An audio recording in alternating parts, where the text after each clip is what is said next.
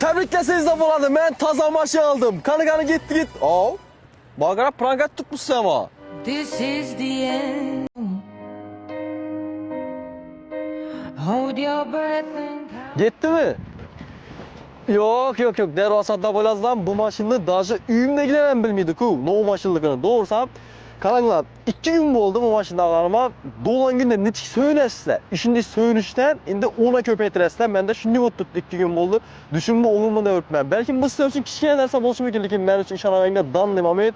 Prosto wow oylamağım çünkü bu maşında alamam deyip bana 3 tane maşın arzuyum var. Birisi işi maşın.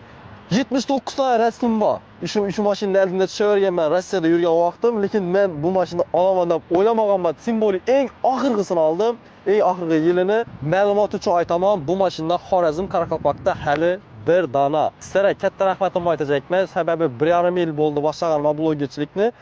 Sizlərni podderşkalarınız bilan bizlar albatta məni hərəkətim, sizlərə podderşkalarınız və Allahın izni bilan bu maşın bana yetib gəldi. Judayam xursandman, judayam sevinibman.